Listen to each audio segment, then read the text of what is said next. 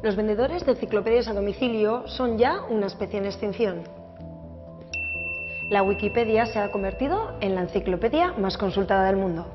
Es digital, se actualiza constantemente y es la comunidad la que se dedica a alimentarla. Pero a pesar de ser una fuente de conocimiento abierta y participativa, tiene sus normas de funcionamiento. Hoy conoceremos los entresijos de esta enciclopedia universal de la mano de uno de sus administradores, Mikel Iturbe.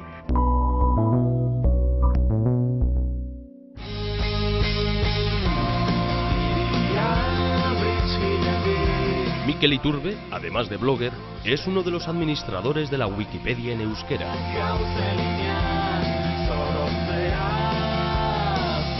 Él se encarga, junto con otras personas, de velar por el buen funcionamiento de la mayor enciclopedia libre de Internet.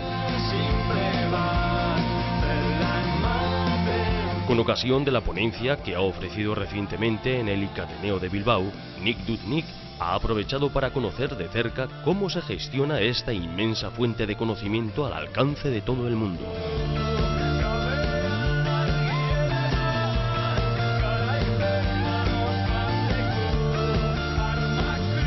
Pese a que es libre, cuenta con unas normas de funcionamiento. Eres uno de los miembros del equipo de administradores de la Wikipedia en euskera. ¿Cuál es vuestro sistema de funcionamiento?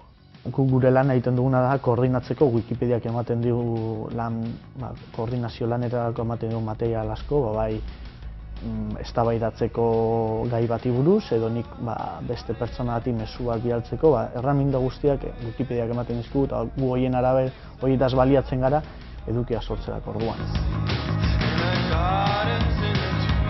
Habéis acuñado el término vandalismo para referiros a la práctica deliberada de publicar informaciones incorrectas. ¿Cómo os enfrentáis a este fenómeno? Vandalismoa da azken batean guri denbora eta gogo asko kentzen digun zerbait. Azken batean sartzea behin Wikipedian eta ikustea beste norbait egon dela guztionaren zerbait vandalizatzen edo artikulutako edukia ezabatzen edo izan daitekeena errazena antzematen, baina igual badago besteren bat intentzio txarrez, igual jaiotza dataren bat bakarrik aldatzen duela eta bertan geratzen da eta guk ez duguna ikusten.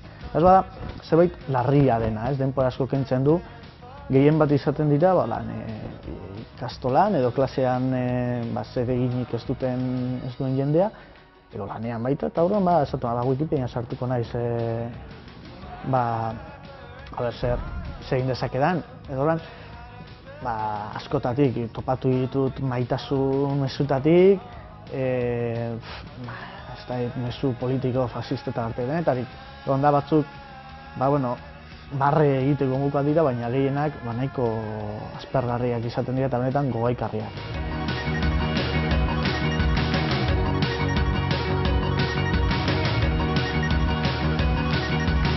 ¿Qué les dirías a aquellos que ponen en duda la fiabilidad de la Wikipedia?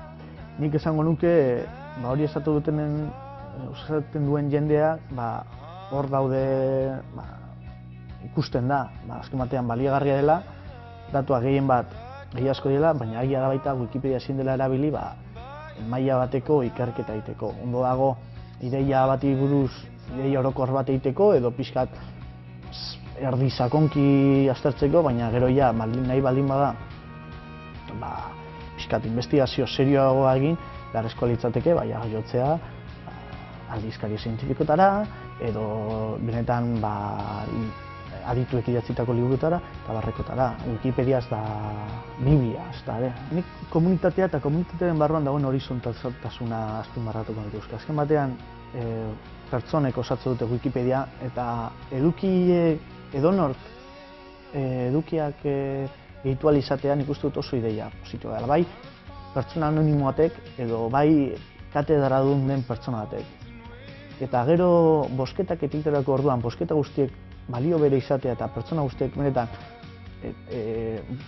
pertsona bat, bozka bat izatea benetan oso ideia polita eta nik uste dut komunitatea hortik indartu egin dela. Gero azken batean noski daudela meritu gehien egiten duten pertsona eta beste pertsona batzuen begiruna dutenak.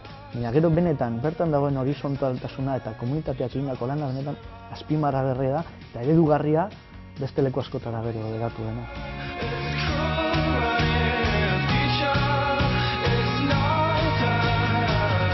¿Cuáles son las principales diferencias entre la Wikipedia y las enciclopedias clásicas? Nik uste dut garbi hartu dela aurre Wikipediak, askoz ere entziklopedia paperezko gutxiago saltzen da. Azken batean, Wikipediako edukiak beti egongo dira eguneratuta, azken batean paperezko entziklopedia bat inprimatzen den unetik ja badago ja desfasatuta. Nork ez du etxean esaterako oraindik Sobiet Batasuna existitzen diren atlasak edo enziklopediak, esan dut, Wikipedian edozer gertatzen delarik momentuan eguneratzen da, eta beti izango da eguneratuta dagoen iturri fidagarri bat. Nik uste dut, hori paperezko enziklopediak ezin dute horre aurre egin. Paperezko enziklopedia inprimatzea, banatzea, saltzea, gaur egun gastu horiek oso handia dira, eta Wikipediak internet duen pertsona hori ematen dio sarbide hori. Ero gainera, badaude proiektuak Wikipedia bera ere CD-ROMetara edo DVD-etara pasatzeko, interneta ez duten pertsonentzat, bai Indian egon dira kasuak, bai Afrikan eta pertsona hori ere ezagutza hori emateko. Noski, hori ere desfasatuta geratuko informazio hori, baina esan dut, behintzat, askoz ere merkeagoa da edatzea eta ez da gainera editore guztien lanak ordaindu behar.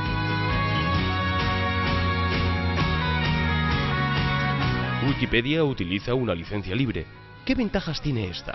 Libre izanik edukia edonork hartu ditzake bertako edukiak eta beste edonon publikatu edo jarri. Orduan, hori ematen digun askatasun hori baldintza bakarra mantenduz, non esan behar den nondik atera den informazioa eta produktu hori aske izango dela bermatzearekin, bero horrekin gu lortzen duguna da ezagutza edatzea birikoki eta nahi duen guztiak nahi baldin badu eskura izatea. Hori, nik entziklopedia normal bat ezin dezaket fotokopiatu guztiz eta nire klasekidei eman gauza bat azaltzeko.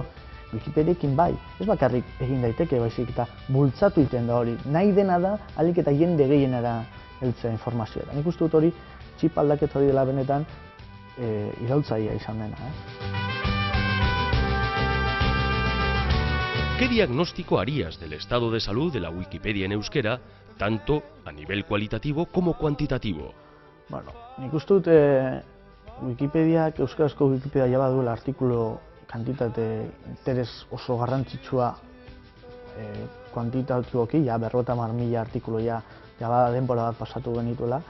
Eta hori, hiztun kopuruarekin alderatzen badugu, ez dago beste hizkuntzarik, ez baldin bada hizkuntza eraikia bazeatarako, esperantoa izan daiteke moduan edo, ez dago beste hizkuntza gure inguruan, ez da ingelesa ere, artikulu eta hiztunen arteko proportzioan euskara baino ratio behar duenik, bai gaztelera, bai frantsesa, bai alemanak, bai katalanak ere, naiz eta gure egoera berean egon, katalanen hiztun kopuru altuagoa kontuan izan da. Euskal Wikipedia zelako egoera honean dagoen, badela oso txalogarria dela.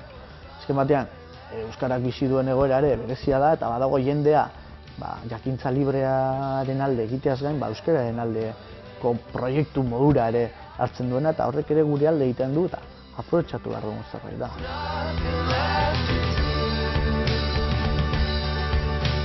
¿Cuál crees que puede ser en adelante la evolución de las enciclopedias?